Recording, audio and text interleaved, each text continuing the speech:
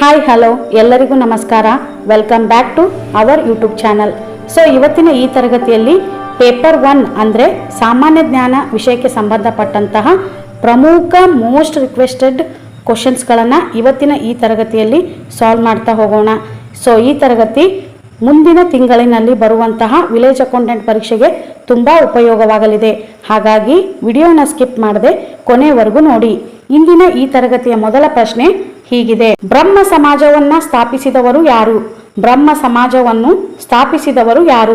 Rajaram Mohan Roy, Dayanand Saraswati, Gopalakrishna Gokhale, Varthaman Mahavir. So ಈ ಪ್ರಶ್ನೆಗೆ ಸರಿಯಾದ ಉತ್ತರ ಆಪ್ಷನ್ 1, ರಾಜಾರಾಮ್ ಮೋಹನ್ ರಾಯ್. ಸೊ ಬ್ರಹ್ಮ ಸಮಾಜವನ್ನ ಸ್ಥಾಪಿಸಿದವರು ಯಾರು ಅಂದ್ರೆ ರಾಜಾರಾಮ್ ಮೋಹನ್ ರಾಯ್. ಈ ಬ್ರಹ್ಮ ಸಮಾಜವನ್ನ ರಾಜಾರಾಮ್ ಮೋಹನ್ ರಾಯ್ ಅವರು 1828 ಆಗಸ್ಟ್ 20ರಂದು ಕೋಲ್ಕತ್ತಾದಲ್ಲಿ ಸ್ಥಾಪಿಸಿದರು.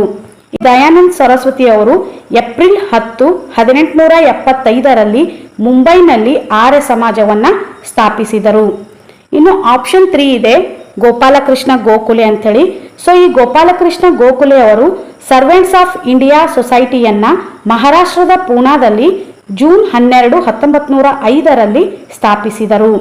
ಇನ್ನು ಆಪ್ಷನ್ 4 ಇದೆ, ವರ್ಧಮಾನ್ ಮಹಾವೀರ್ ಅಂತೇಳಿ. ಸೊ ಈ ವರ್ಧಮಾನ್ ಮಹಾವೀರರು ಜೈನರ 24ನೇ ಹಾಗೂ ಕೊನೆಯ ತೀರ್ಥಂಕರು ಅಂತಾನೆ ನೋಡ್ಬೋದು. ಇವರ ಜನನವಾದಂತಹ ಸ್ಥಳ ಯಾವುದು ಅಂದ್ರೆ ವೈಶಾಲಿಯ ಕುಂಡಲಿ ವನದಲ್ಲಿ ಇವರ ಜನನ ಆಗುತ್ತೆ. ಹಾಗೂ ಇವರ ಮರಣದ ಸ್ಥಳ ಯಾವುದು ಅಂದ್ರೆ ಬಿಹಾರದ ಪಾವಾಪುರಿ ಅಂತ ಹೇಳಿ ಹೇಳ್ಬೋದು. ಸೊ ಬ್ರಹ್ಮ ಸಮಾಜವನ್ನ ಸ್ಥಾಪಿಸಿದವರು ರಾಜಾರಾಮ್ ಮೋಹನ್ ರಾಯ್ ಅವರು, ಹಾಗೂ ಆರ್ಯ ಸಮಾಜವನ್ನ ಸ್ಥಾಪಿಸಿದವರು ದಯಾನಂದ್ ಸರಸ್ವತಿ ಅವರು. ಇನ್ನು ಗೋಪಾಲಕೃಷ್ಣ ಗೋಖಲೆ ಅವರು ಸರ್ವೆಂಟ್ಸ್ ಆಫ್ ಇಂಡಿಯಾ ಸೊಸೈಟಿಯನ್ನ ಸ್ಥಾಪಿಸ್ತಾರೆ. ನೆಕ್ಸ್ಟ್ ಪ್ರಶ್ನೆ: ಭಾರತ ದೇಶದಲ್ಲಿರುವ ಮರುಭೂಮಿಯ ಹೆಸರು ಏನು? ಭಾರತ ದೇಶದಲ್ಲಿರುವ ಮರುಭೂಮಿಯ ಹೆಸರು ಏನು? Kalahari, Sahara, Victoria, Thar. So ಈ ಪ್ರಶ್ನೆಗೆ ಸರಿಯಾದ ಉತ್ತರ ಆಪ್ಷನ್ 4, ಥಾರ್ ಮರುಭೂಮಿ. ಭಾರತ ದೇಶದಲ್ಲಿ ಕಂಡು ಬರುವಂತಹ ಮರುಭೂಮಿ ಯಾವುದು ಅಂದ್ರೆ ಥಾರ್ ಮರುಭೂಮಿ. ಈ ಥಾರ್ ಮರುಭೂಮಿಯು ಭಾರತ ಮತ್ತು ಪಾಕಿಸ್ತಾನದ ಸ್ವಾಭಾವಿಕ ಗಡಿಯಲ್ಲಿ ವಿಸ್ತರಿಸಿದೆ ಅಂತಾನೆ ಹೇಳ್ಬೋದು. ಇನ್ನು ಕಲಹರಿ ಮರುಭೂಮಿ ಕಂಡು ಬರುವುದು ಎಲ್ಲಿ? ಈ ಕಲಹರಿ ಮರುಭೂಮಿ ಕಂಡು ಬರುವುದು ದಕ್ಷಿಣ ಆಫ್ರಿಕಾದಲ್ಲಿ. ಎಲ್ಲಿ ಅಂದ್ರೆ ದಕ್ಷಿಣ ಆಫ್ರಿಕಾದಲ್ಲಿ ಈ ಕಲಹರಿ ಮರುಭೂಮಿ ಕಂಡು ಬರುತ್ತೆ. ಇನ್ನು ಸಹರಾ ಮರುಭೂಮಿ ಕಂಡು ಬರುವುದು ಎಲ್ಲಿ? ಈ ಸಹರಾ ಮರುಭೂಮಿ ಉತ್ತರ ಆಫ್ರಿಕಾದಲ್ಲಿ ಕಂಡು ಬರುತ್ತೆ. ಸೊ ಸಹರಾ ಮರುಭೂಮಿ ಉತ್ತರ ಆಫ್ರಿಕಾ, ಕಲಹರಿ ಮರುಭೂಮಿ ದಕ್ಷಿಣ ಆಫ್ರಿಕಾ. ಇದು ವಿಕ್ಟೋರಿಯಾ ಮರುಭೂಮಿ ಕಂಡು ಬರುವುದೆಲ್ಲಿ? ಸೊ ವಿಕ್ಟೋರಿಯಾ ಮರುಭೂಮಿ ಕಂಡು ಬರುವುದು ಎಲ್ಲಿ ಅಂದ್ರೆ ಆಸ್ಟ್ರೇಲಿಯಾ ಖಂಡದಲ್ಲಿ. ಸೊ ಕಲಹರಿ ದಕ್ಷಿಣ ಆಫ್ರಿಕಾ, ಸಹರಾ ಉತ್ತರ ಆಫ್ರಿಕಾ, ವಿಕ್ಟೋರಿಯಾ ಆಸ್ಟ್ರೇಲಿಯಾ ಖಂಡ. ಸೊ ಥಾರ್ ಮರುಭೂಮಿ ಭಾರತ ದೇಶದಲ್ಲಿ ಕಂಡು ಬರುವಂತಹ ಮರುಭೂಮಿಯ ಹೆಸರಾಗಿದೆ. ನೆಕ್ಸ್ಟ್ ಪ್ರಶ್ನೆ, 3ನೇ ಪ್ರಶ್ನೆ: ಯಾವ ಇಲಾಖೆ ಜಿಲ್ಲಾ ಪರಿಷತ್ತಿನ ಆಡಳಿತದ ವ್ಯಾಪ್ತಿಯಲ್ಲಿ ಇರುವುದಿಲ್ಲ? ಯಾವ ಇಲಾಖೆ ಜಿಲ್ಲಾ ಪರಿಷತ್ತಿನ ಆಡಳಿತ ವ್ಯಾಪ್ತಿಯಲ್ಲಿ ಇರುವುದಿಲ್ಲ? ಸಮಾಜ ಕಲ್ಯಾಣ ಇಲಾಖೆ, ಕಂದಾಯ ಇಲಾಖೆ, ಆರೋಗ್ಯ ಇಲಾಖೆ, ಪ್ರಾಥಮಿಕ ಶಿಕ್ಷಣ. ಸೊ ಈ ಪ್ರಶ್ನೆಗೆ ಸರಿಯಾದ ಉತ್ತರ ಯಾವುದು ಅಂದ್ರೆ ಕಂದಾಯ ಇಲಾಖೆ. ಯಾವ ಇಲಾಖೆ ಜಿಲ್ಲಾ ಪರಿಷತ್ತಿನ ಆಡಳಿತದ ವ್ಯಾಪ್ತಿಯಲ್ಲಿ ಇರುವುದಿಲ್ಲ ಅಂದ್ರೆ ಕಂದಾಯ ಇಲಾಖೆ ಇದರ ವ್ಯಾಪ್ತಿಯಡಿಯಲ್ಲಿ ಬರುವುದಿಲ್ಲ. ಹಾಗಾದ್ರೆ ಜಿಲ್ಲಾ ಪರಿಷತ್ತಿನ ಆಡಳಿತದ ವ್ಯಾಪ್ತಿಯಲ್ಲಿ ಬರುವಂತಹ ಇಲಾಖೆಗಳು ಯಾವುವು ಅಂದ್ರೆ ಸಾಮಾನ್ಯ ಆಡಳಿತ ಇಲಾಖೆ, ಸಮಾಜ ಕಲ್ಯಾಣ ಇಲಾಖೆ, ಹಾಗೂ ಹಿಂದುಳಿದ ವರ್ಗಗಳ ಇಲಾಖೆ, ಹಣಕಾಸು ಇಲಾಖೆ, ಕಾಮಗಾರಿ ಇಲಾಖೆ, ಶಿಕ್ಷಣ ಇಲಾಖೆ, ಕೃಷಿ ಇಲಾಖೆ ಹಾಗೂ ಸಾರ್ವಜನಿಕ ಇಲಾಖೆ. ಇವೆಲ್ಲವೂ ಜಿಲ್ಲಾ ಪಂಚಾಯತ್ ಅಡಿಯಲ್ಲಿ ಕಾರ್ಯನಿರ್ವಹಿಸುವ ಇಲಾಖೆಗಳಾಗಿವೆ. ಹಾಗಾಗಿ ಕಂದಾಯ ಇಲಾಖೆ ಜಿಲ್ಲಾ ಪರಿಷತ್ತಿನ ಆಡಳಿತದ ವ್ಯಾಪ್ತಿಯಲ್ಲಿ ಬರುವುದಿಲ್ಲ. ನೆಕ್ಸ್ಟ್ ಪ್ರಶ್ನೆ ಸಂಖ್ಯೆ 4: ದೇಶಬಂಧು ಎಂಬುದಾಗಿ ಯಾರನ್ನು ಕರೆಯುತ್ತಾರೆ? ದೇಶಬಂಧು ಎಂಬುದಾಗಿ ಯಾರನ್ನು ಕರೆಯುತ್ತಾರೆ? C Rajagopalachari, Jayaprakash Narayan, CR Das, CF Andrews. So ಈ ಪ್ರಶ್ನೆಗೆ ಸರಿಯಾದ ಉತ್ತರ option C, CR Das. Deshbandhu ಎಂಬುದಾಗಿ ಯಾರನ್ನು ಕರೆಯುತ್ತಾರೆ ಅಂದ್ರೆ CR ದಾಸರನ್ನು ದೇಶಬಂಧು ಎಂದು ಕರೆಯುತ್ತಾರೆ. ಸೊ ನೆಕ್ಸ್ಟ್ ಆಪ್ಷನ್ 1 ಇದೆ, ಸಿ ರಾಜಗೋಪಾಲಾಚಾರಿ. ಈ ಸಿ ರಾಜಗೋಪಾಲಾಚಾರಿ ಇವರನ್ನ ರಾಜಾಜಿ ಅಂತ ಹೇಳಿ ಕರೀತಾರೆ. ಸೊ ರಾಜಾಜಿ ಎಂದು ಯಾರನ್ನು ಕರೆಯುತ್ತಾರೆ ಅಂದರೆ ಸಿ ರಾಜಗೋಪಾಲಾಚಾರಿಯವರನ್ನ ರಾಜಾಜಿ ಅಂಥೇಳಿ ಕರೀತಾರ. ನೆಕ್ಸ್ಟು ಜಯಪ್ರಕಾಶ್ ನಾರಾಯಣ್ ಅಂತಿದೆ ಆಪ್ಷನಲ್ಲಿ. ಸೊ ಈ ಜಯಪ್ರಕಾಶ್ ನಾರಾಯಣ್ ಅವರಿಗೆ ಲೋಕನಾಯಕ ಅಂಥೇಳಿ ಕರೀತಾರೆ. ಸೊ ಜಯಪ್ರಕಾಶ್ ನಾರಾಯಣ್ ಅವರಿಗೆ ಲೋಕನಾಯಕ ಅಂಥೇಳಿ ಕರೀತಾರ. ನೆಕ್ಸ್ಟು ಆಪ್ಷನ್ 4 ಇದೆ CF Andrews. So CF Andrews ಇವರಿಗೆ ದೀನಬಂಧು ಅಂಥೇಳಿ ಕರೆಯುತ್ತಾರೆ. ದೀನಬಂಧು ಅಂಥೇಳಿ ಯಾರನ್ನ ಕರೆಯುತ್ತಾರೆ ಅಂದರೆ CF ಆಂಡ್ರೂಸ್. ಸೊ ಮೊದಲನೇದಾಗಿ ನೋಡಬೇಕು ಅಂದರೆ ಸಿ ರಾಜಗೋಪಾಲಾಚಾರಿ ಅವರಿಗೆ ರಾಜಾಜಿ ಅಂಥೇಳಿ ಕರೀತಾರ. ಜಯಪ್ರಕಾಶ್ ನಾರಾಯಣ್ ಅವರಿಗೆ ಲೋಕನಾಯಕ ಅಂಥೇಳಿ ಕರೀತಾರ. CR ದಾಸ್ ಅವರಿಗೆ ದೇಶಬಂಧು ಅಂಥೇಳಿ ಕರೀತಾರ. ಇನ್ನು CF ಆಂಡ್ರೂಸ್ ಅವರಿಗೆ ದೀನಬಂಧು ಅಂಥೇಳಿ ಕರೆಯುತ್ತಾರೆ. ನೆಕ್ಸ್ಟ್ ಪ್ರಶ್ನೆ, ಮೇಘ ಸಂದೇಶವನ್ನ ಬರೆದವರು ಯಾರು? ಮೇಘ ಸಂದೇಶವನ್ನು ಬರೆದವರು ಯಾರು? ಕಾಳಿದಾಸ, ಬಾಣ, KV ಪುಟ್ಟಪ್ಪ, ಶಿವರಾಮ್ ಕಾರಂತ್. ಸೊ ಈ ಪ್ರಶ್ನೆಗೆ ಸರಿಯಾದ ಉತ್ತರ ಆಪ್ಷನ್ 1 ಕಾಳಿದಾಸ. ಸೊ ಮೇಘ ಸಂದೇಶವನ್ನ ಬರೆದವರು ಯಾರು ಅಂದ್ರೆ ಕಾಳಿದಾಸ. ಈ ಕಾಳಿದಾಸ ಬರೆದಂತಹ ಮೇಘ ಸಂದೇಶವು ಮಹಾಕಾವ್ಯ ಎಂದು ಪರಿಗಣಿಸಲಾಗಿದೆ ಅಂತಾನೆ ಹೇಳ್ಬೋದು. ಇನ್ನು ಆಪ್ಷನ್ 2 ಇದೆ ಬಾಣ ಅಂತೇಳಿ. ಸೊ ಈ ಬಾಣ ಬರೆದಂತಹ ಹರ್ಷ ಚರಿತ್ರೆಯು ಪ್ರಾಚೀನ ಕಾದಂಬರಿಗಳಲ್ಲೇ ಒಂದಾಗಿದೆ ಅಂತಾನೆ ಹೇಳ್ಬೋದು. ಇನ್ನು KV ಪುಟ್ಟಪ್ಪ ಅಂತಿದೆ ಆಪ್ಷನ್ ಅಲ್ಲಿ. KV ಪುಟ್ಟಪ್ಪನವರ ಶ್ರೀ ರಾಮಾಯಣ ದರ್ಶನಂ ಎಂಬ ಮಹಾಕಾವ್ಯಕ್ಕೆ ಜ್ಞಾನಪೀಠ ಪ್ರಶಸ್ತಿ ಹಾಗೂ ಪ್ರಮುಖ ಪ್ರಶಸ್ತಿ ದೊರೆತಿದೆ ಅಂತಾನೆ ಹೇಳ್ಬೋದು. ಇನ್ನು ಆಪ್ಷನ್ 4 ಇದೆ ಶಿವರಾಮ್ ಕಾರಂತ್ ಹೇಳಿ. ಸೊ ಈ ಶಿವರಾಮ್ ಕಾರಂತ್ ಅವರ ಮೂಕಜ್ಜಿಯ ಕನಸುಗಳು ಕೃತಿಗೆ ಜ್ಞಾನಪೀಠ ಪ್ರಶಸ್ತಿ ನೀಡಲಾಗಿದೆ ಅಂತಾನೆ ಹೇಳ್ಬೋದು. ಹಾಗೂ ಈ ಶಿವರಾಮ್ ಕಾರಂತ್ ಅವರ ಪ್ರಸಿದ್ಧ ಬಿರುದು ಯಾವುದು ಅಂದ್ರೆ ನಡೆದಾಡುವ ವಿಶ್ವಕೋಶ ಅಂಥೇಳಿ ಶಿವರಾಮ್ ಕಾರಂತ್ ಅವರನ್ನ ನಾವು ಕರೆಯುತ್ತೇವೆ. ನೆಕ್ಸ್ಟ್ ಪ್ರಶ್ನೆ, ಇವುಗಳಲ್ಲಿ ಯಾವುದು ಭಾರತ ದೇಶದ ಮೂಲಕ ಹಾದು ಹೋಗುತ್ತದೆ? ಇವುಗಳಲ್ಲಿ ಯಾವುದು ಭಾರತ ದೇಶದ ಮೂಲಕ ಹಾದು ಹೋಗುತ್ತದೆ? ಸಮಭಾಜಕ ವೃತ್ತ, ಅಂತಾರಾಷ್ಟ್ರೀಯ ದಿನಾಂಕ ರೇಖೆ, ಮಕರ ಸಂಕ್ರಾಂತಿ ವೃತ್ತ, ಇನ್ನು ಕರ್ಕಾಟಕ ಸಂಕ್ರಾಂತಿ ವೃತ್ತ. ಸೊ ಈ ಪ್ರಶ್ನೆಗೆ ಸರಿಯಾದ ಉತ್ತರ ಆಪ್ಷನ್ 4 ಕರ್ಕಾಟಕ ಸಂಕ್ರಾಂತಿ ವೃತ್ತ.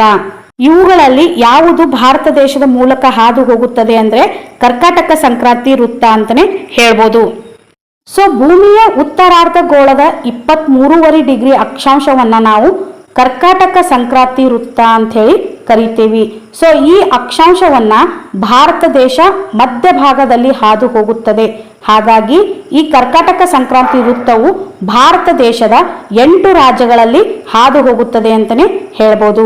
ನೆಕ್ಸ್ಟ್ ಪ್ರಶ್ನೆ, ಯಾವ ನಗರವನ್ನ ಭಾರತದ ಹೆಬ್ಬಾಗಿಲು ಎಂದು ಕರೆಯುತ್ತಾರೆ? ಯಾವ ನಗರವನ್ನು ಭಾರತದ ಹೆಬ್ಬಾಗಿಲು ಎಂದು ಕರೆಯುತ್ತಾರೆ? ಮುಂಬೈ, ಚೆನ್ನೈ, ಕೋಲ್ಕತ್ತಾ, ದೆಹಲಿ. ಸೊ ಈ ಪ್ರಶ್ನೆಗೆ ಸರಿಯಾದ ಉತ್ತರ ಆಪ್ಷನ್ 1 ಮುಂಬೈ. ಸೊ ಯಾವ ನಗರವನ್ನ ಭಾರತದ ಹೆಬ್ಬಾಗಿಲು ಎಂದು ಕರೆಯುತ್ತಾರೆ ಅಂದ್ರೆ ಮುಂಬೈ ನಗರವನ್ನ ಭಾರತದ ಹೆಬ್ಬಾಗಿಲು ಅಂತೇಳಿ ಕರೆಯುತ್ತಾರೆ. ಇನ್ನು ಆಪ್ಷನ್ 2 ಇದೆ ಚೆನ್ನೈ ಅಂತೇಳಿ. ಸೊ ಈ ಚೆನ್ನೈಯನ್ನ ದಕ್ಷಿಣ ಭಾರತದ ಹೆಬ್ಬಾಗಿಲು ಅಂಥೇಳಿ ಕರೆಯುತ್ತಾರೆ. ದಕ್ಷಿಣ ಭಾರತದ ಹೆಬ್ಬಾಗಿಲು ಯಾವುದು ಅಂದ್ರೆ ಚೆನ್ನೈ. ಇನ್ನು ಕೋಲ್ಕತ್ತಾ, ಸೊ ಈ ಕೋಲ್ಕತ್ತಾವನ್ನ ಭಾರತದ ಸಾಂಸ್ಕೃತಿಕ ರಾಜಧಾನಿ ಅಂಥೇಳಿ ಕರೆಯುತ್ತಾರೆ. ಭಾರತದ ಸಾಂಸ್ಕೃತಿಕ ರಾಜಧಾನಿ ಯಾವುದು ಅಂದ್ರೆ ಕೋಲ್ಕತ್ತಾ.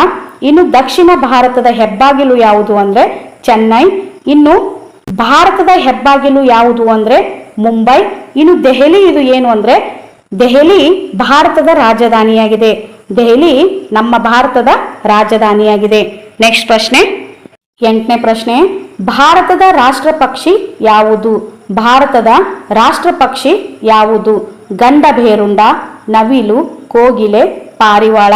ಸೊ ಈ ಪ್ರಶ್ನೆಗೆ ಸರಿಯಾದ ಉತ್ತರ ಆಪ್ಷನ್ 2 ನವಿಲು. ನಮ್ಮ ಭಾರತದ ರಾಷ್ಟ್ರ ಪಕ್ಷಿ ಯಾವುದು ಅಂದ್ರೆ ನವಿಲು. ಇನ್ನು ಗಂಡ ಬೇರುಂಡ ಅಂತಿದೆ ಆಪ್ಷನ್ ಅಲ್ಲಿ. ಸೊ ಈ ಗಂಡ ಬೇರುಂಡ ನಮ್ಮ ರಾಜ್ಯದ ಪಕ್ಷಿ ಅಂತಾನೆ ಹೇಳ್ಬೋದು. ರಾಷ್ಟ್ರೀಯ ಪಕ್ಷಿ ಯಾವುದು ಅಂದ್ರೆ ನವಿಲು, ರಾಜ್ಯದ ಪಕ್ಷಿ ಯಾವುದು ಅಂದ್ರೆ ಗಂಡ ಬೇರುಂಡ. ಇನ್ನು ನಮ್ಮ ನ್ಯಾಷನಲ್ ಸಿಂಬಾಲ್ಸ್ ಬಗ್ಗೆ ಹೇಳೋದಾದ್ರೆ ಭಾರತದ ರಾಷ್ಟ್ರ ಪಕ್ಷಿ ಯಾವುದು ಅಂದ್ರೆ ನವಿಲು, ಭಾರತದ ರಾಷ್ಟ್ರೀಯ ಪ್ರಾಣಿ ಯಾವುದು ಅಂದ್ರೆ ಹುಲಿ, ಭಾರತ ದೇಶದ ಪಾರಂಪರಿಕ ಪ್ರಾಣಿ ಯಾವುದು ಅಂದ್ರೆ ಆನೆ. ಇನ್ನು ನಮ್ಮ ರಾಷ್ಟ್ರಗೀತೆ ಯಾವುದು ಅಂದ್ರೆ ಜನಗಣ ಮನ. ಭಾರತ ದೇಶ ರಾಷ್ಟ್ರೀಯ ಜಲಚರ ಪ್ರಾಣಿ ಯಾವುದು ಅಂದ್ರೆ ಗಂಗಾ ನದಿಯ ಡಾಲ್ಫಿನ್ ಅಂತಲೇ ಹೇಳ್ಬೋದು. ಇನ್ನು ನಮ್ಮ ರಾಷ್ಟ್ರೀಯ ನದಿ ಯಾವುದು ಅಂದರೆ ಗಂಗಾ ನದಿ. ರಾಷ್ಟ್ರೀಯ ವೃಕ್ಷ ಯಾವುದು ಅಂದರೆ ಆಲದ ಮರ. ಇನ್ನು ರಾಷ್ಟ್ರೀಯ ಕ್ಯಾಲೆಂಡರ್ ಯಾವುದು ಅಂದರೆ ಸಖಾ ಕ್ಯಾಲೆಂಡರ್. ಇನ್ನು ನಮ್ಮ ನಾಡಗೀತೆ ಯಾವುದು ಅಂದರೆ ವಂದೇ ಮಾತರಂ. ಇನ್ನು ರಾಷ್ಟ್ರೀಯ ಹೂ ಯಾವುದು ಅಂದರೆ ಕಮಲ. ರಾಷ್ಟ್ರೀಯ ಹಣ್ಣು ಯಾವುದು ಅಂದರೆ ಮಾವು. ಇನ್ನು ರಾಷ್ಟ್ರೀಯ ನದಿ ಯಾವುದು ಅಂದರೆ ಗಂಗಾ ನದಿ. ಜೋಗ ಜಲಪಾತ ಯಾವ ಜಿಲ್ಲೆಯಲ್ಲಿದೆ? ಜೋಗ ಜಲಪಾತ ಯಾವ ಜಿಲ್ಲೆಯಲ್ಲಿದೆ? ದಕ್ಷಿಣ ಕನ್ನಡ, ಶಿವಮೊಗ್ಗ, ಹಾಸನ, ಚಿಕ್ಕಮಗಳೂರು. ಸೊ ಈ ಪ್ರಶ್ನೆಗೆ ಸರಿಯಾದ ಉತ್ತರ ಆಪ್ಷನ್ 2 ಶಿವಮೊಗ್ಗ.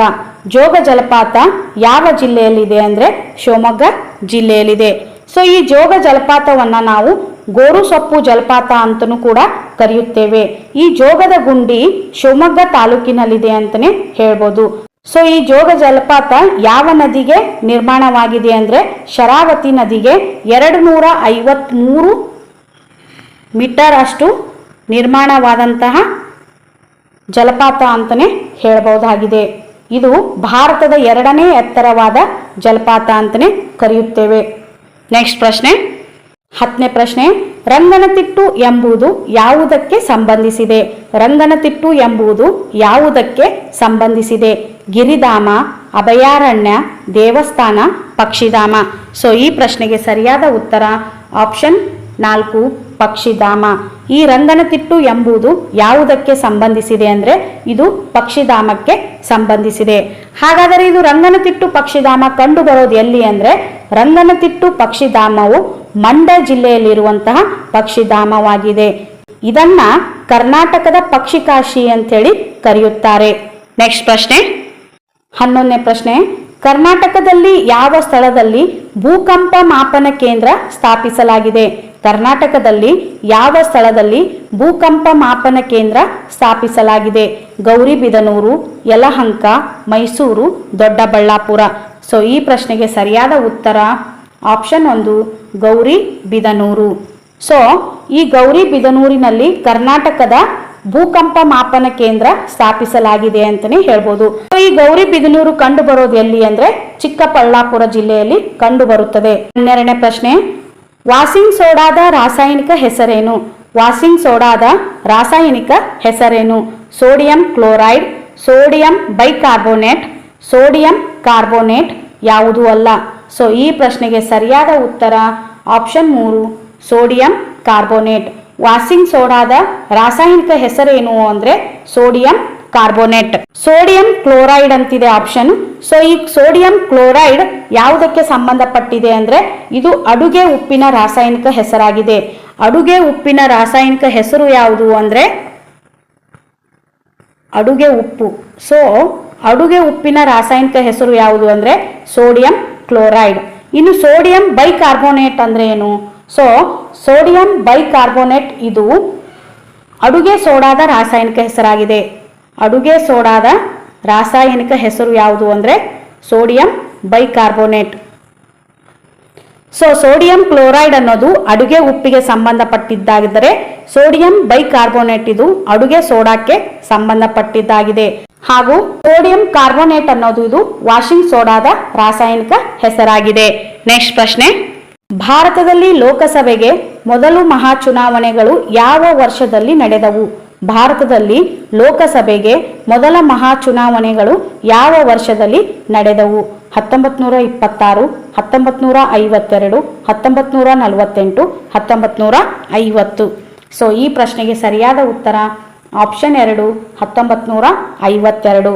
1952ರಲ್ಲಿ ಭಾರತ ದೇಶದಲ್ಲಿ ಮೊದಲ ಸಾರ್ವತ್ರಿಕ ಚುನಾವಣೆ ಜರುಗಿದವು. ನೆಕ್ಸ್ಟ್ ಪ್ರಶ್ನೆ, ಭಾರತ ದೇಶದ ಮೊದಲನೇ ಫೀಲ್ಡ್ ಮಾರ್ಷಲ್ ಯಾರು? ಭಾರತ ದೇಶದ ಮೊದಲನೇ ಫೀಲ್ಡ್ ಮಾರ್ಷಲ್ ಯಾರು? General Shah, general Thimayya, general Cariappa, general Vaidya. So ಈ ಪ್ರಶ್ನೆಗೆ ಸರಿಯಾದ ಉತ್ತರ ಆಪ್ಷನ್ 3 ಜನರಲ್ ಕರಿಯಪ್ಪ. ಭಾರತ ದೇಶದ ಮೊದಲನೇ ಫೀಲ್ಡ್ ಮಾರ್ಷಲ್ ಯಾರು ಅಂದರೆ ಜನರಲ್ ಕರಿಯಪ್ಪ. ಈ ಜನರಲ್ ಕರಿಯಪ್ಪ ಅವರು ಭಾರತದ ಸೇನೆಯ ಪ್ರಥಮ ದಂಡ ನಾಯಕರು ಕೂಡ ಆಗಿದ್ದರು. ಅದರ ಜೊತೆಗೆ ಮೊದಲ ಫೀಲ್ಡ್ ಮಾರ್ಷಲ್ ಕೂಡ ಇವರೇ ಆಗಿದ್ದರು. 15ನೇ ಪ್ರಶ್ನೆ, ಭಾರತವು ತನ್ನ ಮೊದಲನೇ ಅಣ್ವಸ್ತ್ರ ಸಾಧನವನ್ನು ಸ್ಫೋಟಿಸಿದ ಸ್ಥಳ ಯಾವುದು? ಭಾರತವು ತನ್ನ ಮೊದಲನೇ ಅಣ್ವಸ್ತ್ರ ಸಾಧನವನ್ನು ಸ್ಫೋಟಿಸಿದ ಸ್ಥಳ ಯಾವುದು? ರಾಯ್ಬರೇಲಿ, ಅಮೃತ್ಸರ್, ಚೌರಾಚೌರಿ, ಪೋಖ್ರಾನ್. ಸೊ ಈ ಪ್ರಶ್ನೆಗೆ ಸರಿಯಾದ ಉತ್ತರ ಆಪ್ಷನ್ 4 ಪೋಖ್ರಾನ್. ಭಾರತವು ತನ್ನ ಮೊದಲನೇ ಅಣ್ವಸ್ತ್ರ ಸಾಧನವನ್ನು ಸ್ಫೋಟಿಸಿದ ಸ್ಥಳ ಯಾವುದು ಅಂದರೆ ಪೋಖ್ರಾನ್. ಸೊ ಈ ಪೋಖ್ರಾನ್ ಬಗ್ಗೆ ಹೇಳೋದಾದ್ರೆ ರಾಜಸ್ಥಾನದ ಥಾರ್ ಮರುಭೂಮಿಯ ಪೋಖ್ರಾನ್ನಲ್ಲಿ ಭಾರತದ ಮೊದಲ ಅಣು ಪರೀಕ್ಷೆಯು ಮೇ 18, 1974ರಂದು ನಡೆಸಲಾಯಿತು. ಈ ಪರಮಾಣು ಪರೀಕ್ಷೆಯ ಸಂಕೇತವೇ ಆಪರೇಷನ್ ಸ್ಮೈಲಿಂಗ್ ಬುದ್ಧ. ಈ ಆಪರೇಷನ್ ಸ್ಮೈಲಿಂಗ್ ಬುದ್ಧ ನಡೆದಂತಹ ಸಮಯದಲ್ಲಿ ಆಗಿನ ಪ್ರಧಾನಿ ಯಾರಾಗಿದ್ರು ಅಂದರೆ ಇಂದಿರಾ ಗಾಂಧಿಯವರ ಅವಧಿಯಲ್ಲಿ ಜರುಗಿದಂತಹ ಪರೀಕ್ಷೆ ಇದಾಗಿತ್ತು. ನೆಕ್ಸ್ಟ್ ಪ್ರಶ್ನೆ, ರಾಜ್ಯಸಭೆಯ ಪದನಿಮಿತ್ತ ಅಧ್ಯಕ್ಷರು ಯಾರು? ರಾಜ್ಯಸಭೆಯ ಪದನಿಮಿತ್ತ ಅಧ್ಯಕ್ಷರು ಯಾರು? ರಾಷ್ಟ್ರಪತಿ, ಉಪರಾಷ್ಟ್ರಪತಿ, ಪ್ರಧಾನಿ, ಉಪಪ್ರಧಾನಿ. ಸೊ ಈ ಪ್ರಶ್ನೆಗೆ ಸರಿಯಾದ ಉತ್ತರ ಆಪ್ಷನ್ 2 ಉಪರಾಷ್ಟ್ರಪತಿ.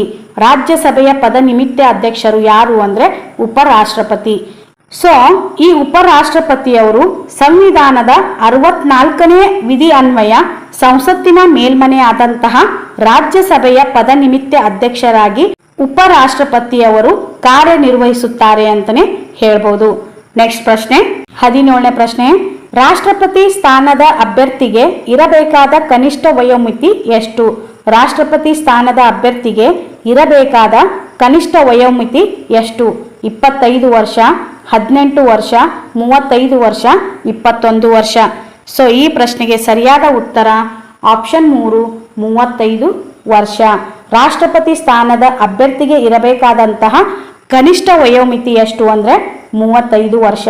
ಈ 35 ವರ್ಷ ಕೇವಲ ರಾಷ್ಟ್ರಪತಿಗೆ ಮಾತ್ರ ಅಲ್ಲ, ಉಪರಾಷ್ಟ್ರಪತಿ ಹಾಗೂ ರಾಜ್ಯಪಾಲರಿಗೂ ಇದೇ ವಯೋಮಿತಿ ಅನ್ವಯಿಸುತ್ತದೆ. ಸೊ ರಾಷ್ಟ್ರಪತಿ ಆಗಿರ್ಬೋದು, ಉಪರಾಷ್ಟ್ರಪತಿ ಆಗಿರ್ಬೋದು ಹಾಗೂ ರಾಜ್ಯಪಾಲರು ಈ 3 ಜನಕ್ಕೂ 35 ವರ್ಷ ಕನಿಷ್ಠ ವಯೋಮಿತಿ ಇರುತ್ತದೆ. ಹಾಗೂ ರಾಜ್ಯಸಭೆ ಸದಸ್ಯರಿಗೆ 30 ವರ್ಷಗಳಿರುತ್ತದೆ. ಹಾಗೂ ಲೋಕಸಭಾ ಸದಸ್ಯರಿಗೆ 25 ವರ್ಷಗಳು, ವಿಧಾನ ಪರಿಷತ್ ಸದಸ್ಯರಿಗೆ 30 ವರ್ಷಗಳು, ವಿಧಾನಸಭಾ ಸದಸ್ಯರಿಗೆ 25 ವರ್ಷಗಳು ಹಾಗೂ ಸ್ಥಳೀಯ ಸಂಸ್ಥೆ ಅಥವಾ ಸದಸ್ಯರು ಆಗಿರಬಹುದು. ಇನ್ನು ಪಂಚಾಯಿತಿ ಮತ್ತು ಮುನ್ಸಿಪಾಲಿಟಿಯಲ್ಲಿ 21 ವರ್ಷ ಕನಿಷ್ಠ ವಯೋಮಿತಿ ಹೊಂದಿರುತ್ತದೆ. ನೆಕ್ಸ್ಟ್ ಪ್ರಶ್ನೆ, 18ನೇ ಪ್ರಶ್ನೆ, ಭಾರತದ ವಿದೇಶಿ ನೀತಿಯ ಮುಖ್ಯ ಶಿಲ್ಪಿ ಯಾರು? ಭಾರತದ ವಿದೇಶಿ ನೀತಿಯ ಮುಖ್ಯ ಶಿಲ್ಪಿ ಯಾರು? ಜವಾಹರ್ಲಾಲ್ ನೆಹರು, ಸರ್ದಾರ್ ಪಟೇಲ್, ಅಂಬೇಡ್ಕರ್, ರಾಜೇಂದ್ರ ಪ್ರಸಾದ್. ಸೊ ಈ ಪ್ರಶ್ನೆಗೆ ಸರಿಯಾದ ಉತ್ತರ ಆಪ್ಷನ್ 1 ಜವಾಹರ್ಲಾಲ್ ನೆಹರು. ಭಾರತದ ವಿದೇಶಿ ನೀತಿಯ ಮುಖ್ಯ ಶಿಲ್ಪಿ ಯಾರು ಅಂದರೆ ಜವಾಹರ್ಲಾಲ್ ನೆಹರು. ಭಾರತದ ವಿದೇಶಿ ನೀತಿಯ ಮುಖ್ಯ ಶಿಲ್ಪಿ ಅಂಥೇಳಿ ಜವಾಹರ್ಲಾಲ್ ನೆಹರು ಅವರಿಗೆ ಯಾಕೆ ಕರೆದ್ರು ಅಂದರೆ ಜವಾಹರ್ಲಾಲ್ ನೆಹರು ಅವರು ಭಾರತದ ಪ್ರಧಾನಿಯಾಗಿದ್ದಾಗ ಪಂಚಶೀಲ ಮತ್ತು ಅಲಿಪ್ತ ನೀತಿ ಎಂಬ ವಿದೇಶಾಂಗ ನೀತಿಗಳನ್ನು ಅಳವಡಿಸಿಕೊಂಡರು. ಸೊ ಈ ಮೂಲಕ ನೆಹರು ಅವರು ಭಾರತದ ವಿದೇಶಿ ನೀತಿಯ ಮುಖ್ಯ ಶಿಲ್ಪಿಯಾಗಿದ್ದಾರೆ ಅಂತಲೇ ಹೇಳ್ಬೋದು. ನೆಕ್ಸ್ಟ್ ಪ್ರಶ್ನೆ, 19ನೇ ಪ್ರಶ್ನೆ, ಭಾರತ ದೇಶಕ್ಕೆ ಮೊದಲ ಹೊಸ ಸಮುದ್ರ ಮಾರ್ಗವನ್ನು ಕಂಡುಹಿಡಿದವರು ಯಾರು? ಭಾರತ ದೇಶಕ್ಕೆ ಮೊದಲ ಹೊಸ ಸಮುದ್ರ ಮಾರ್ಗವನ್ನು ಕಂಡುಹಿಡಿದವರು ಯಾರು? ಡಚ್ಚರು, ಫ್ರೆಂಚರು, ಪೋರ್ಚುಗೀಸರು, ಬ್ರಿಟಿಷರು. ಸೊ ಈ ಪ್ರಶ್ನೆಗೆ ಸರಿಯಾದ ಉತ್ತರ ಆಪ್ಷನ್ 3 ಪೋರ್ಚುಗೀಸರು. ಭಾರತ ದೇಶಕ್ಕೆ ಮೊದಲ ಹೊಸ ಸಮುದ್ರ ಮಾರ್ಗವನ್ನು ಕಂಡುಹಿಡಿದವರು ಯಾರು ಅಂದರೆ ಪೋರ್ಚುಗೀಸರು. ಸೊ ಈ ಪೋರ್ಚುಗೀಸರು 1498ರಲ್ಲಿ 1498ರಲ್ಲಿ ಪೋರ್ಚುಗೀಸ್ ನಾವಿಕನಾದಂತಹ ವಾಸ್ಕೋಡಿ ಗಾಮ ಯಾರು ಅಂದರೆ ವಾಸ್ಕೋಡಿ ಗಾಮ ಏನು ಮಾಡ್ತಾನೆ ಅಂದರೆ 1498ರಲ್ಲಿ ಪೋರ್ಚುಗೀಸ್ ನಾವಿಕ ಆಗಿರ್ತಾನೆ ಈ ವಾಸ್ಕೋಡಿ ಗಾಮ. ಈ ವಾಸ್ಕೋಡಿ ಗಾಮ ಮೊದಲ ಸಮುದ್ರ ಮಾರ್ಗವನ್ನು ಪತ್ತೆ ಹಚ್ಚಿದನು. ಈ ಮೂಲಕ ಪೋರ್ಚುಗೀಸರು ಭಾರತಕ್ಕೆ ಬಂದ ಮೊದಲ ಯುರೋಪಿಯನ್ನರು ಅಂಥೇಳಿ ಕರೆಯುತ್ತೇವೆ. ಈ ಪೋರ್ಚುಗೀಸರ ನಂತರ ಬಂದಂಥವ್ರು ಯಾರು ಅಂದರೆ ಡಚ್ಚರು. ಪೋರ್ಚುಗೀಸರ ನಂತರ ಡಚ್ಚರು ಬರ್ತಾರೆ. ಸೊ ಡಚ್ಚರ ನಂತರ ಇಂಗ್ಲಿಷರು ಬರುತ್ತಾರೆ. ಇಂಗ್ಲಿಷರ ನಂತರ ಫ್ರೆಂಚರು ಬರುತ್ತಾರೆ. ಸೊ ಭಾರತಕ್ಕೆ ವ್ಯಾಪಾರಕ್ಕೆ ಬಂದರು ಅಂತಲೇ ಹೇಳ್ಬೋದು. ಈ ಇನ್ನು ಭಾರತ ದೇಶಕ್ಕೆ ಮೊದಲು ಬಂದವರು ಪೋರ್ಚುಗೀಸರು, ಆದರೆ ಭಾರತ ದೇಶವನ್ನ ಬಿಟ್ಟು ಹೋದಂತಹ ಕೊನೆಯವರು ಯಾರು ಅಂದ್ರೆ ಅವರು ಕೂಡ ಪೋರ್ಚುಗೀಸರೇ. ಬಂದವರು ಮೊದಲು ಪೋರ್ಚುಗೀಸರೇ, ಕೊನೆಯಲ್ಲಿ ಹೋದವರು ಪೋರ್ಚುಗೀಸರೇ. ನೆಕ್ಸ್ಟ್ ಪ್ರಶ್ನೆ, 20ನೇ ಪ್ರಶ್ನೆ, ಯೋಜನಾ ಆಯೋಗದ ಅಧ್ಯಕ್ಷರು ಯಾರು? ಯೋಜನಾ ಆಯೋಗದ ಅಧ್ಯಕ್ಷರು ಯಾರು? ರಾಷ್ಟ್ರಪತಿಗಳು, ಉಪರಾಷ್ಟ್ರಪತಿಗಳು, ಹಣಕಾಸು ಸಚಿವರು, ಪ್ರಧಾನ ಮಂತ್ರಿಗಳು. ಸೊ ಈ ಪ್ರಶ್ನೆಗೆ ಸರಿಯಾದ ಉತ್ತರ ಆಪ್ಷನ್ 4, ಪ್ರಧಾನ ಮಂತ್ರಿಗಳು. ಯೋಜನಾ ಆಯೋಗದ ಅಧ್ಯಕ್ಷರು ಯಾರು ಅಂದ್ರೆ ಪ್ರಧಾನ ಮಂತ್ರಿಗಳು.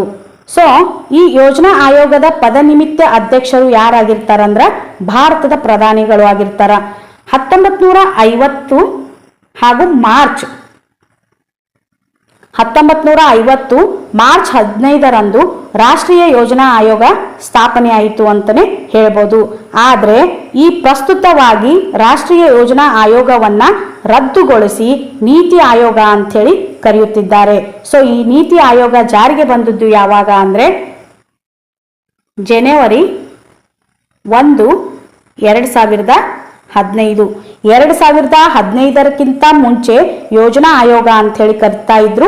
ಸೊ 2015 ಈಚೆಗೆ ಅಂದ್ರೆ ಈಗ ಪ್ರಸ್ತುತವಾಗಿ ಇದನ್ನ ನಾವು ನೀತಿ ಆಯೋಗ ಅಂತ ಹೇಳಿ ಕರೆಯುತ್ತಿದ್ದೇವೆ. ಈ ನೀತಿ ಆಯೋಗದ ಅಧ್ಯಕ್ಷರು ಯಾರಾಗಿರ್ತಾರ ಅಂದ್ರ ಪ್ರಧಾನ ಮಂತ್ರಿಗಳು ಆಗಿರ್ತಾರಂತಾನೆ ಹೇಳ್ಬೋದು. ನೆಕ್ಸ್ಟ್ ಪ್ರಶ್ನೆ, 21ನೇ ಪ್ರಶ್ನೆ, ಗ್ರೀನ್ ಪಾರ್ಕ್ ಕ್ರೀಡಾಂಗಣ ಎಲ್ಲಿದೆ? ಗ್ರೀನ್ ಪಾರ್ಕ್ ಕ್ರೀಡಾಂಗಣ ಎಲ್ಲಿದೆ? ಮದ್ರಾಸ್, ದೆಹಲಿ, ಕಾನ್ಪುರ್, ಕೋಲ್ಕತ್ತಾ. ಸೊ ಈ ಪ್ರಶ್ನೆಗೆ ಸರಿಯಾದ ಉತ್ತರ ಆಪ್ಷನ್ 3, ಕಾನ್ಪುರ್. ಗ್ರೀನ್ ಪಾರ್ಕ್ ಕ್ರೀಡಾಂಗಣ ಎಲ್ಲಿದೆ ಅಂದ್ರೆ ಕಾನ್ಪುರ್ನಲ್ಲಿ ಕಂಡು ಬರುತ್ತದೆ.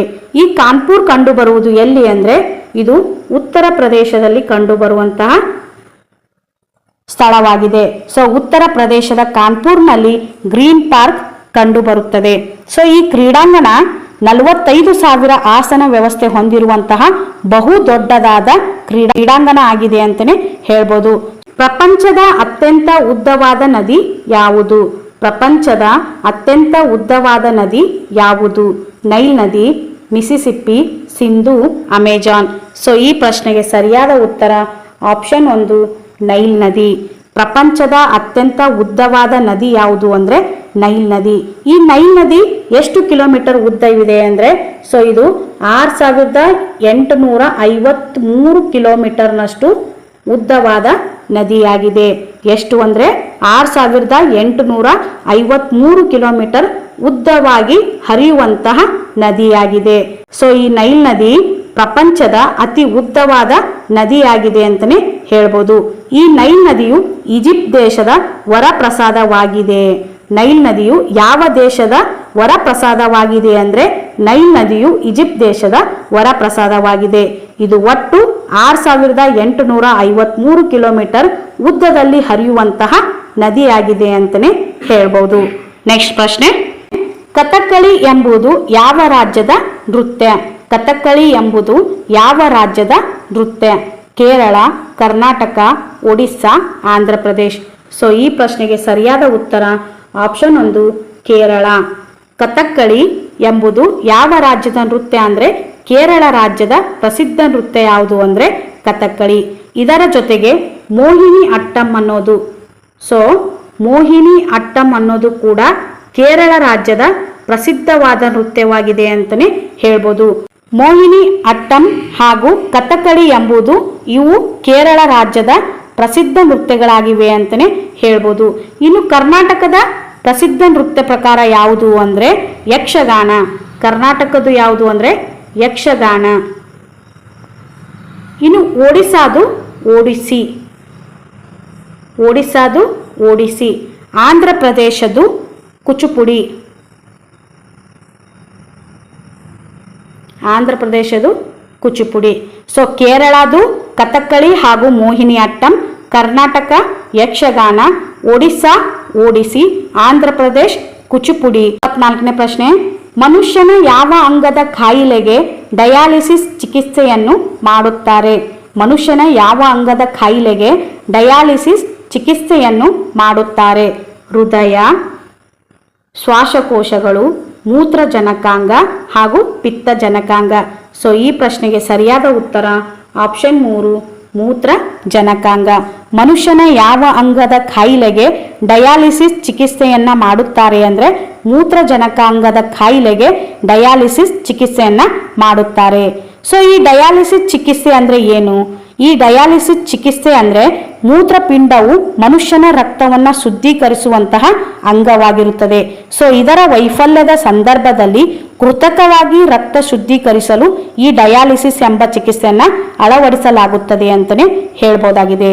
ನೆಕ್ಸ್ಟ್ ಪ್ರಶ್ನೆ 25ನೇ ಪ್ರಶ್ನೆ, ವಿಂಬಲ್ಡನ್ ಎಂಬುದು ಯಾವ ಆಟಕ್ಕೆ ಸಂಬಂಧಿಸಿದೆ? ವಿಂಬಲ್ಡನ್ ಎಂಬುದು ಯಾವ ಆಟಕ್ಕೆ ಸಂಬಂಧಿಸಿದೆ?